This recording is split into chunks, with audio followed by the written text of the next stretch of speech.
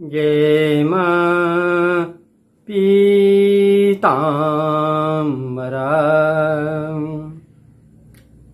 आज हम लोग अपनी माँ का ही गुणगान करते हैं।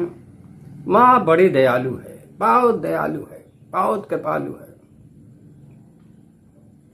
हमसे कुछ लोग चर्चा करते हैं कि गुरु जी कुछ सात्विक बताइए, माता श्री के बारे में कुछ सात्विक बताइए। जिसके पास पैसा ना हो वो कैसे इनकी आराधना कर सकता है। भाई देखो, पूजा पाठ में कुछ तो खर्चा लगता ही है। यदि फिर भी कुछ नहीं है, उसके लिए भी उपाय है। आप अपने मन के भाव से पूरी तरह से समर्पित हो जाएं माता श्री के प्रति, और पृथ्वी के ऊपर या फर्श के ऊपर, और यदि कच्ची जमीन है तो किसी बड़ी थाली पे हल्दी से पीताम्बरा ये शब्द लिख दें। पीताम्बरा, हल्दी से जब पीताम्बरा लिखें तो आपका भाव अत्यंत तीव्र होना चाहिए मां के प्रति। देखो भाई, सब भाव का ही खेल है। जब आपका भाव तीव्र है तो जो आपने पीताम्बरा लिखे हैं इसके 108 बार आप परिक्रमा कर लें। जैसे घड़ी की सुई चलती है उसी दिशा में क्लॉकवाइज आप 108 बार उसकी परिक्रमा कर लें। इसमें क्या खर्चा भैया? कौन सा पैसा खर्चा है? 1 रुपए की हल्दी लेंगे, उससे 10 दिन तक आप पीताम्बरा लिख सकते हो। अच्छा, जब चक्कर लगाएं यानी जब परिक्रमा करें इस पीताम्बरा की, तो आप गुणगान करें माता श्री के, जयकारा लगाएं। जय मां पीताम्बरा, जय मां पीताम्बरा, जय मां बगलामुखी, जय मां बगलामुखी। और अपनी एक कोई समस्या भी कहते रहें।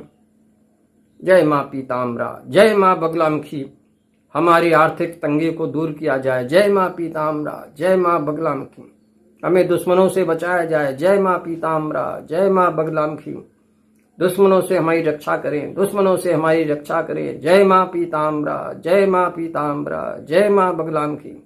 ये भाव से, अत्यंत भाव से करोड़ पुकार निकालें आप। देखो, जो दुखी व्यक्ति होगा, करोड़ों पुकार तो स्वतः निकलेगी भाई। इसमें समझाना क्या है? ये आपकी पुकार तुरंत सुनी जाती है और तुरंत इसके ऊपर कार्रवाई भी होती है। ऐसा मैंने देखा है। देखो भाई, हम किताबी ज्ञान तो बांटते नहीं हैं, जो अनुभव किया है वही हम बता रहे हैं। क्या भाव के साथ तुमने करुण हृदय से अपने मां को पुकारा, जय मां पीताम्बरा, जय मां बगलामुखी, शत्रुओं से हमारी रक्षा करो, शत्रुओं से हमारी रक्षा करो, तो निश्चित जानो आपको अभय दान माता श्री के द्वारा शीघ्र मिल जाएगा। शीघ्र तो बहुत दूर रही, उसी क्षण मिल जाता है। क्योंकि ये माता श्री उस समय वहां बैठी रहती हैं। जो पीताम्बरा शब्द आपने लिखा है वो हल्दी में समाहित रहती हैं माता श्री, और आपकी हर पुकार का वो ध्यान पूर्वक सुनती हैं। तो भाव तगड़ा रखोगे, आपकी पुकार तुरंत सुनी जाएगी और त्वरित कार्रवाई होगी। एक हैं हमारे शिष्य, बहुत परेशान। हमने उनसे बताया, भैया जरा परिक्रमा लगा दो माता श्री की 108 बार। 1 हफ्ते बीत गए। जय मां पीताम्बरा, जय मां बगलामुखी, जय मां पीताम्बरा, जय मां बगलामुखी, जय मां पीताम्बरा, जय मां बगलामुखी कहते कहते वो 108 चक्कर लगा लिया और 1 हफ्ते तक लगाया। माता श्री ने उसको फटकार लगाई, स्पष्ट उसको सुनाई पड़ा, अरे चक्कर ही लगाता रहेगा कि कुछ मांगेगा भी? माताश्री ने एकदम स्पष्ट कहा उससे। उसने दूसरे दिन फोन करके मुझे बताया, गुरुजी ऐसा ऐसा हुआ। तो हमने कहा भैया तुम पीड़ित थे तो क्यों नहीं कहा था?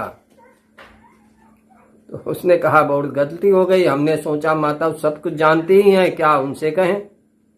हमने कहा देखो ये सब नहीं चलता, कहना पड़ेगा। जो समस्या है, जो पीड़ा है, उसको मां से कहना पड़ेगा, तभी उसके ऊपर कार्रवाई होगी। भाई आप भी भाव के साथ 108 परिक्रमा करें।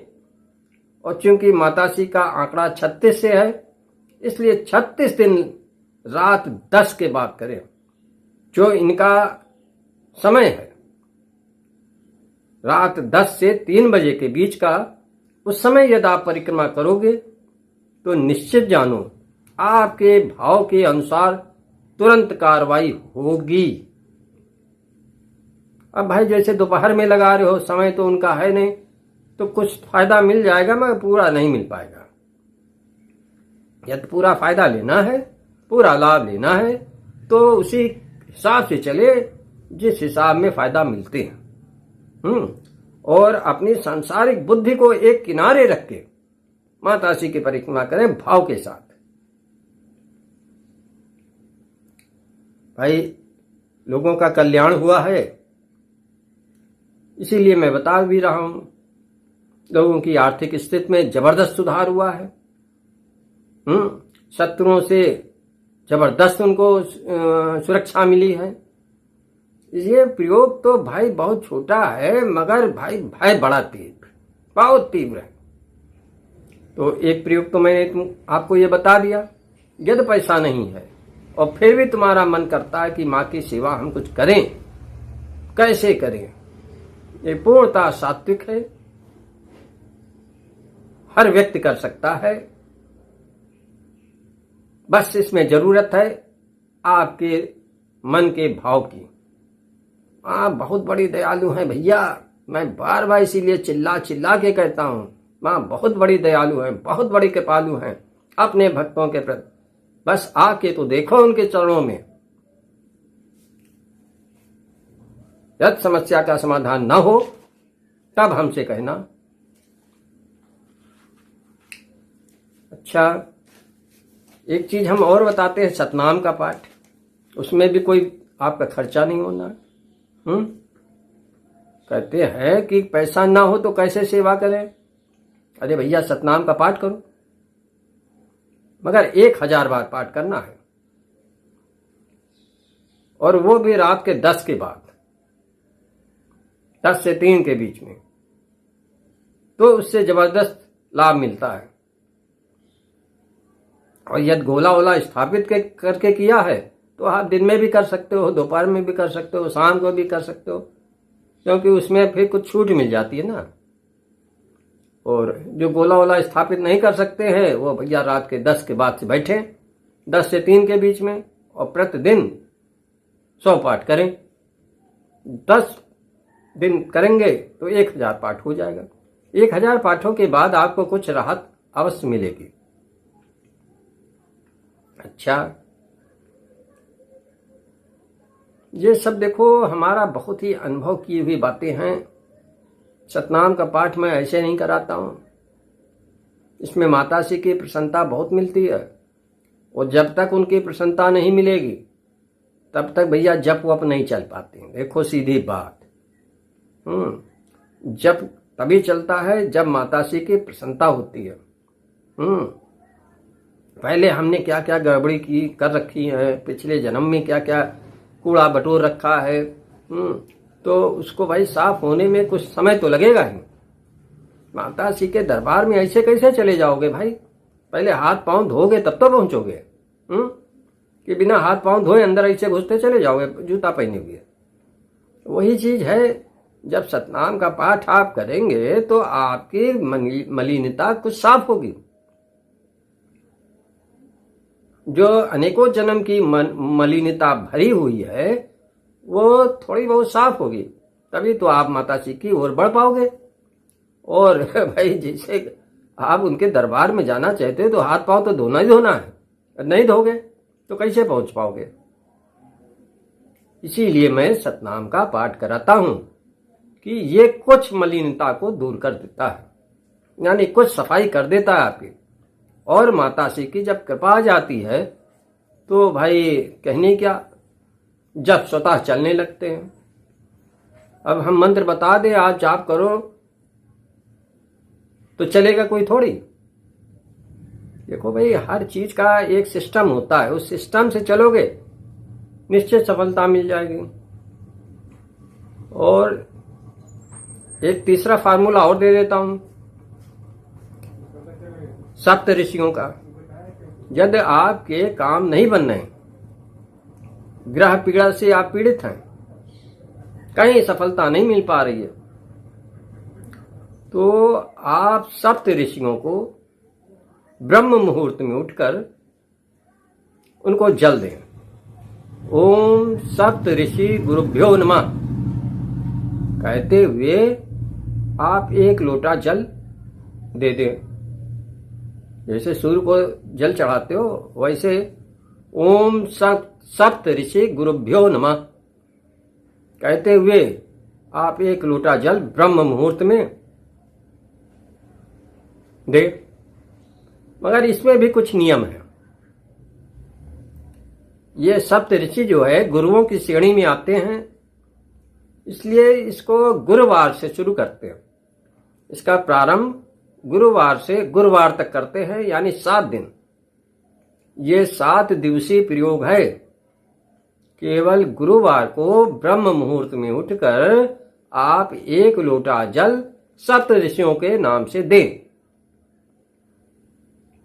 बस 7 दिन बाद, मगर एक ही समस्या कहना, जो भी कहना हो एक ही समस्या कहना। आपने जो समस्या कही है उसका कुछ ना कुछ निदान होता हुआ दिखने लगता है। और यही नहीं, जब आपने भाव से 7 दिन दे दिया जल सप्त ऋषियों को, तो इन्हीं 7 दिनों में आपको इनके दर्शन भी हो सकते हैं। लोगों को हुए हैं, इसलिए बता रहा हूं। भाई 7 ऋषि हैं और गुरुओं की श्रेणी में भी आते हैं, तो सप्त ऋषि गुरुभ्यो नमः कहते हुए जल आप दे दें। तो इस प्रकार हम देखते हैं यदि हमारी जेब में पैसा नहीं है और फिर भी हम कुछ करना चाहते हैं, माँ के प्रति आगे बढ़ना चाहते हैं, अपनी तंगी को दूर करना चाहते हैं, तो ये ऋषि मुनियों की देन है। उन्होंने बहुत कुछ दे रखा है। बस आवश्यकता इस बात की है कि हम लोग उसको अपने जीवन में उतारें। वैसे भाई हम लोग तो शुद्ध वामाचारी हैं। वामाचारी पद्धति में बहुत पैसा खर्चा होता है, क्योंकि हर चीज बाजार से ही खरीद कर आती है। मगर जिनके पास पैसा नहीं है और सात्विक रूप से कार्यक्रम करना चाहते हैं, तो इन सब चीज का प्रयोग करें और अपने जीवन को सुखाल बनावें। यदि ग्रह पीड़ा भी है तो वो भी ये सप्त ऋषि महाराज दूर कर देंगे। काम नहीं बन रहे हैं, आर्थिक तंगी चल रही है, तो उन सब पे ये अपनी शक्ति के द्वारा उसको ठीक कर देते हैं।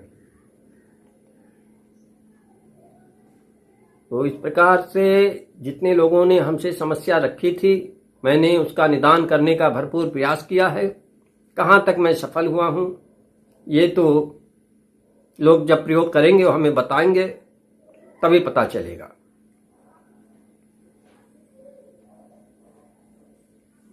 भगवती पीताम्बरा हमारे सारे शिष्यों पर अपनी कृपा दृष्टि सदैव सदैव बनाए रखें।